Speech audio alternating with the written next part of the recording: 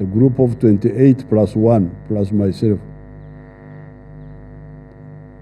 Now, these were seeds. After they graduated, some people said I should use them to assassinate Idi Amin. I said, no, I don't eat seeds. I will not use these people to assassinate Idi Amin, because in any case it is not important to assassinate Amin. We shall get rid of him, sweep him out, not assassinate him. Kufagia ndio natakiwa hii. So those 28, not all of them, some of them, but 20 something, they are the ones I arrived with on the front line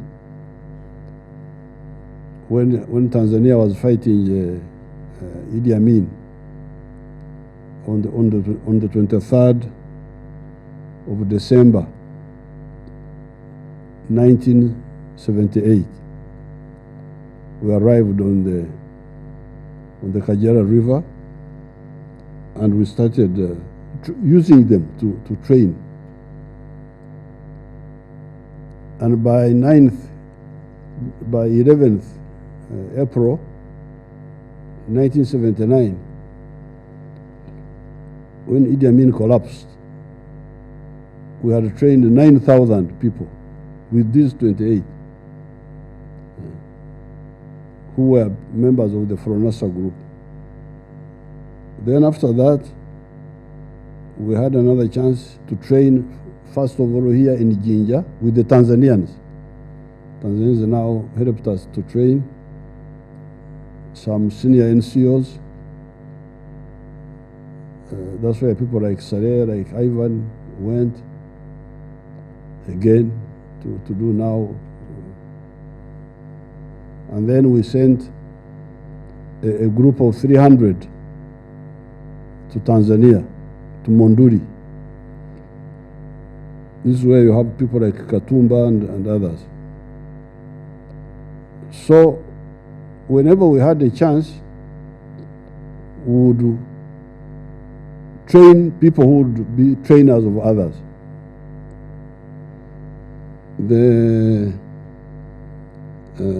Now, this college here, therefore, the NDC, is an apex training center where we shall be training, where we have already started. We shall be training all our senior people, mainly from the army, but also from other sectors.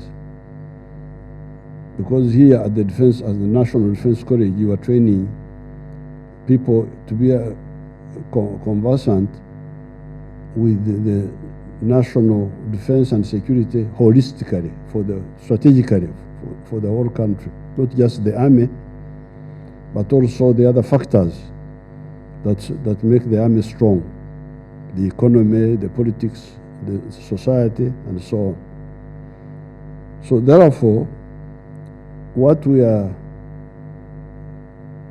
have achieved here is a result of our long journey of consciously building our capacity as Uganda. What you would call a modern army, you can go back to 1894 when the British came here. A man called Lord Lugard, who was a captain at that time, and some others, they came and started to build a new army, a new type of army. You could call it modern army. And we fought for the British in the Second World War in the First World War, 1914 to 1918, we fought the Germans in Tanzania.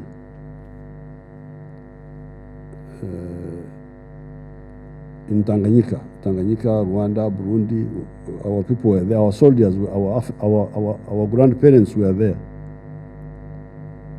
fighting for the British. But then Second World War comes, again our parents now fight for the British. 1939 to 1945. Our people fought in Abyssinia, Ethiopia, fought in North Africa, in the Suez, fought in Burma, fighting the Japanese. Japanese soldiers were very scared of Africans because they heard that Africans eat people.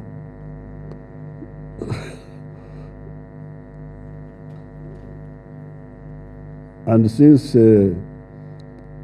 Africans are fond of dancing and campfire at night, the Japanese would be in their camp. They see the fires. Africans are roasting another Japanese.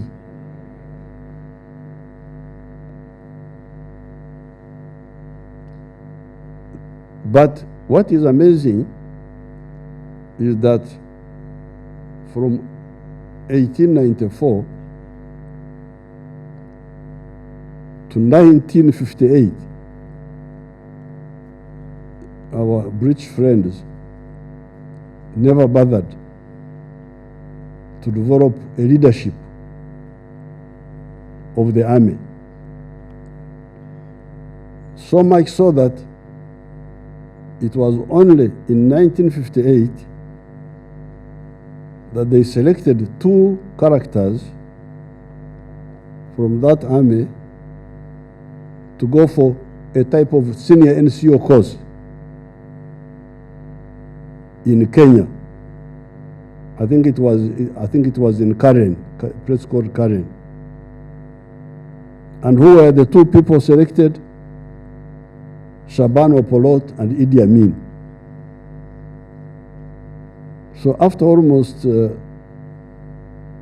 70 years, the British could see the only useful people in Uganda to lead a platoon, because you know a sergeant leads a platoon, were Shaban Opolot and Idi Amin. They did that senior NCO course, then they came back, they were called something called the Fendi, then I think they were made captains. And then the first graduate from Sandhurst was 1962, a man called Kargava Gashom or something. Now, part of the instability which Uganda had after independence was due to that problem of having no capable army leaders. You get a fellow like Idi Amin, he didn't know anything, was totally ignorant. So they could not understand the idea of loyalty to the Constitution. That one they could not understand.